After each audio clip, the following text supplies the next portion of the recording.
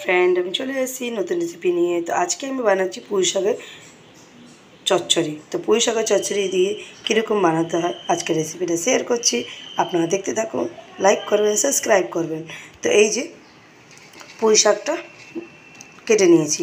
তো পুঁই শাক ডাঁটাটা আলাদা করে কেটেছি আর শাকটা আলাদা করে কেটেছি। তো পুঁই শাকের ডাঁটার মধ্যে কী লাগে চচ্চড়ির মধ্যে তো আপনাদেরকে দেখাচ্ছি। তো আপনারা দেখতে থাকুন, সাথে থাকুন।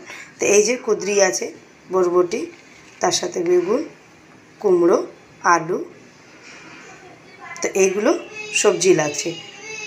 তো এই যে পুঁই শাকটা আমি আলাদা করে কেটে রেখেছি, কেটে ভালো করে ধুয়ে এই যে দেখতে পাচ্ছেন, তো ভালো করে আমি ধুয়ে রেখেছি এটাকে। তো মশলা কী লাগে আপনাদেরকে দেখাচ্ছি। তো আপনারা দেখতে থাকুন, সাথে থাকুন।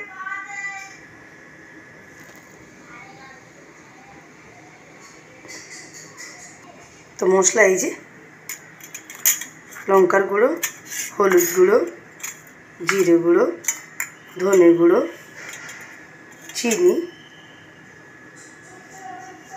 পাঁচফোড়ন আর শুকনো লঙ্কা, তার সাথে নুন। তো এই মশলা লাগছে।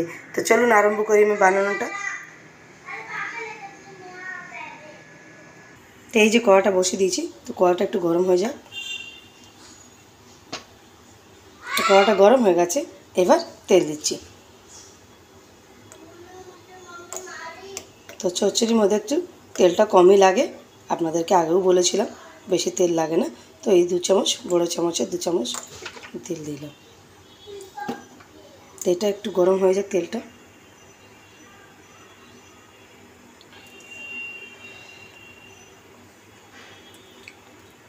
তেলটা গরম হয়ে গেছে, এবার শুকনো লঙ্কাটা দেব।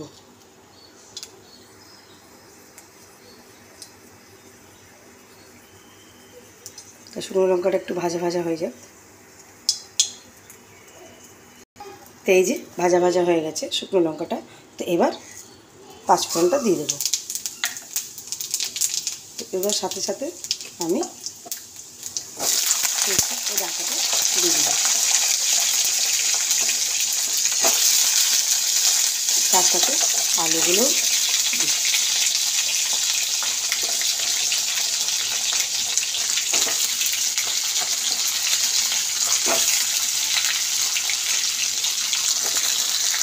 তো এবার এইটা একটু ভেজে দিতে হবে।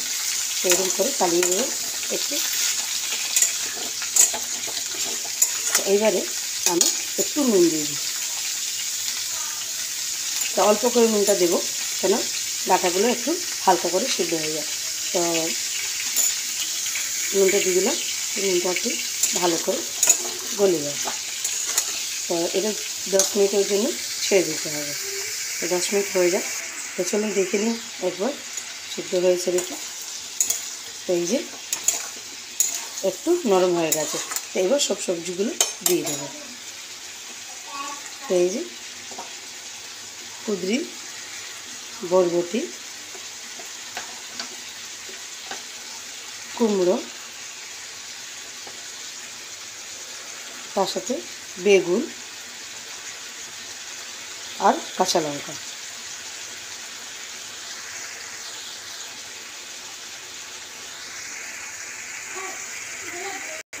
তো সব সবজি দেওয়া হয়ে গেছে, এবার মশলাগুলো দিয়ে দেবো। এরপর এরকম করে এবার সব মশলাগুলো দেবো।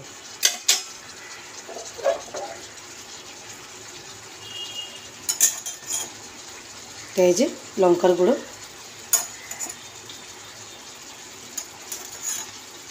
হলুদ গুঁড়ো,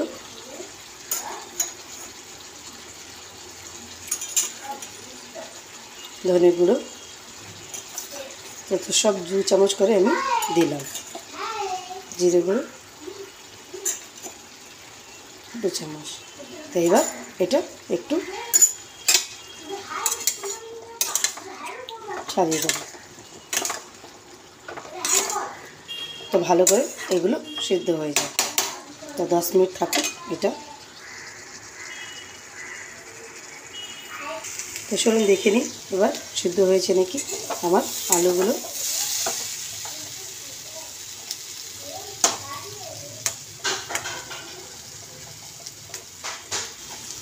এই তো এই যে আলুগুলো সিদ্ধ হয়ে গেছে। তো এবার আমি পুঁই শাকটা দিয়ে দেবো।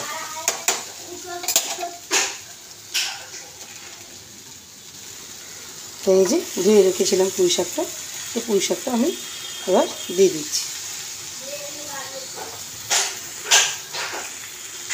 তো পুঁই শাকটা দেওয়া হয়ে গেছে, এরপরে নুনটা দিয়ে দেবো। তো নুনটা আপনি আপনার অনুযায়ী দেবেন। তো আমি এই যে নুনটা দিয়ে দিয়েছি। তো এবার এটাকে ভালো করে এরকম করে চালিয়ে নেব। তো 5 মিনিট এরকম থাকুক, তো শাকটা একটু গলে যায়। তো চলুন দেখে নিই এবার আমার পুঁই শাকটা কীরকম হয়েছে। তো এই যে দেখতেই পাচ্ছেন জল ছেড়ে দিয়েছে। তো একটু এটা হবে।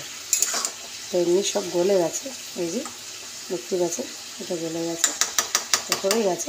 একটু 5 মিনিটের মতো হয়, এটা হয়ে যায়।